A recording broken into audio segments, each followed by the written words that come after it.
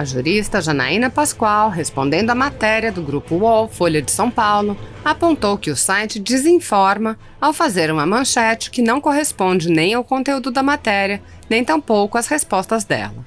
Janaína disse: novamente, para me estigmatizar, o UOL coloca um título na matéria que não corresponde ao conteúdo nem às respostas que dei ao jornalista. Quem pratica desinformação? A doutrina toda diz ser fake news, um título que não corresponde ao conteúdo. Não vão me intimidar. A jurista também criticou outro grande jornal por seu ativismo contra tratamentos médicos. Janaína Pascoal disse: triste ler o editorial do Estadão falando em charlatanismo. Antes de acusar, o Estadão deveria ouvir os médicos do Amazonas e do Amapá, aqueles que, mesmo sem estrutura, com os tais kits, conseguiram controlar um ambiente de caos. Por que a imprensa compra uma versão sem conferir as pontas? Poderemos aguardar anos de pesquisas para usar medicamentos antigos largamente testados? Quantos morrerão até que os cientistas publiquem um texto acadêmico autorizando quem está na ponta a salvar vidas?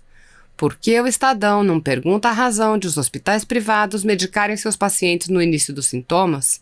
Só os pobres ficarão em casa esperando agravar? Vergonhoso isso. Eu segui o Fique em Casa e quase morri. Não vou me calar diante desse quadro de horrores. O presidente erra no tom? Sempre, infelizmente. Mas por odiá-lo, por querer derrubá-lo, a imprensa está prejudicando quem está na ponta, em especial os mais pobres.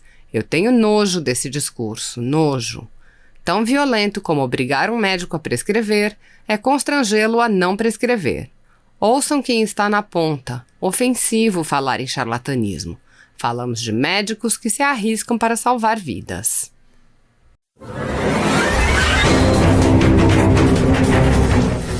A jurista Janaína Pascoal, em programa de entrevistas da Assembleia Legislativa de São Paulo, questionou as narrativas que apregoam que fake news são perigosas para a sociedade sem sequer estabelecer um conceito do que seja fake news. Janaína apontou que há indícios de motivações políticas nas decisões das grandes plataformas de mídias sociais e alertou para o papel da velha imprensa na criação da grande narrativa. Janaína disse: existe um ressentimento da imprensa tradicional com o dinheiro que está perdendo. A deputada lembrou que a velha imprensa também é financiada, e em grande parte com dinheiro público. E afirmou: querer me convencer que as plataformas ganham ou o youtuber monetiza e isso é ruim, mas a imprensa é pura, eu não me convenço disso. A jurista acrescentou: acho que estamos vivenciando uma guerra entre a imprensa tradicional e a imprensa não tradicional e eu tenho medo que a liberdade venha a perder sim no final da linha. E alertou: o que mais me incomoda é que isso não é um fenômeno tão novo e quando a esquerda estava no poder eu nunca havia essa preocupação. De repente você tem jornalista de direita sendo preso. Eu não consigo, por enquanto, deixar de enxergar algo ideológico e também comercial nesse movimento de guerra ao que se convencionou chamar de fake news. Assista. Eu, às vezes, acho, com todo respeito, né, sem desmerecer toda a importância do tema, que existe também um ressentimento da imprensa tradicional com o dinheiro que está perdendo. Porque, com todo respeito, a imprensa tradicional também é financiada. Ela também é financiada pelos produtos que anuncia e ela é financiada especialmente por dinheiro público. E quando ela é financiada por dinheiro público, né, ela pode fazer um serviço de atacar o adversário ou de blindar quem financia. Até por isso que eu tenho um projeto na Assembleia, que é o projeto 7 de 2020, proibindo dinheiro público em publicidade. Uma coisa é uma peça informativa. Olha, fique em casa, use máscara, use álcool gel. Outra coisa é propaganda de obra na hora do Jornal Nacional.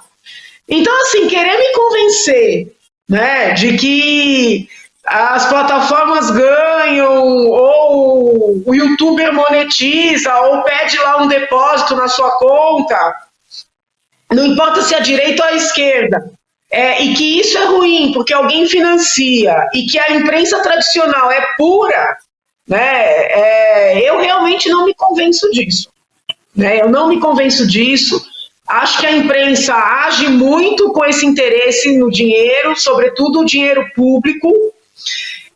Temos exemplos inúmeros, né? A própria visita que os colegas, os deputados fizeram ao hospital de campanha, todos os jornais, todos os veículos tradicionais noticiaram como uma invasão, sendo que não teve invasão nenhuma. Né? Desculpa, por que isso? Se não para agradar quem tem o poder do dinheiro, né? Então, assim, eu entendo a boa vontade, eu entendo os perigos, as preocupações, mas eu também acho que nós estamos vivenciando uma guerra entre a imprensa tradicional e uma imprensa não tradicional, e eu tenho medo que a liberdade, ainda que sejam aí esses investidores todos que a Madalena levantou bem, eu não estou entrando nesse mérito, mas eu tenho medo que a liberdade venha a perder, sim, no final da linha, né? E o que mais me incomoda é que isso não é um fenômeno tão novo, e quando a esquerda estava no poder, não havia essa preocupação. Eu nunca vi ninguém perguntando do dinheiro público que foi para o 247, para o Diário do Centro do Mundo, as monetizações de youtubers de esquerda. Eu nunca vi ninguém questionando. Né? E, de repente, você tem jornalista de direita, que não é uma direita com a qual eu concordo, mas jornalista de direita sendo preso, dizendo que está fomentando o ato antidemocrático. Então, assim, eu não consigo, por enquanto, deixar de enxergar algo ideológico e também comercial nesse movimento de guerra, vamos dizer assim, ao que se convencionou chamar de fake news, sabe? Eu não consigo deixar de ver. Já que a gente tem a Madalena aqui, eu queria fazer duas perguntas. A primeira é a seguinte, eu até perguntei isso para um dos advogados que a gente ouviu semana passada. Eu, na condição de advogada e, infelizmente, de vítima, né, porque eu apanho dos dois lados, um pouco como você também, eu já cheguei a acompanhar casos, né, com solicitação de retirada de material de plataformas. Né? Então, seja situações pessoais, situações de vítimas que eu acompanhei, e as plataformas não tiram. Elas dizem assim, não tem ordem judicial, às vezes tem ordem judicial e não tiram. Então, eu queria te ouvir, né, diante desse quadro, que a gente sabe da dificuldade de tirar uma imagem, um conteúdo de uma plataforma. Como é que eles foram tão rápidos para derrubar essas páginas de políticos? Você entende minha preocupação?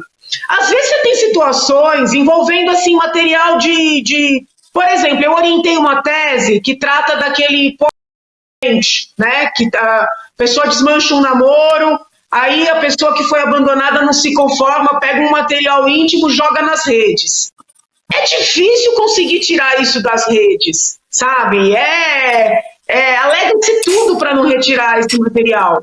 Aí, de repente, do nada, sem uma ordem judicial, derrubaram dezenas de páginas. Eu nem estou entrando no mérito se são petistas, bolsonaristas, MBListas, sei lá. Mas por que nesses casos que tem um conteúdo político, certo ou errado, agressivo ou não agressivo, as páginas agem, e em situações em que você às vezes tem exposição de intimidade de mulheres, de crianças, até ameaças, discriminação religiosa, aí eles se apegam na liberdade de expressão. A minha preocupação será que essas plataformas agora, né, não estão utilizando esse seu poder para coibir o debate político, por pior que ele seja, ou por pior que seja o nível em que esse debate esteja, que a marcha da maconha, né, seria decorrência do direito fundamental à livre expressão, à manifestação e assim por diante. Ocorre que o mesmo Supremo Tribunal Federal, né, tem inviabilizado que as pessoas se manifestem. Então, eu queria ouvir do senhor, porque, vamos lá, uma coisa é alguém pegar em armas, alguém juntar um grupo para invadir o Supremo, para invadir o Congresso, para fechar, por exemplo, a Assembleia Legislativa. Agora, o mesmo país que convive tranquilamente, né, com a defesa da descriminalização das drogas, da legalização das drogas, da legalização do aborto, há pensadores que defendem até legalizar o aborto tardio, ou seja, que são ideias, né, que agradam uma parcela da população, desagradam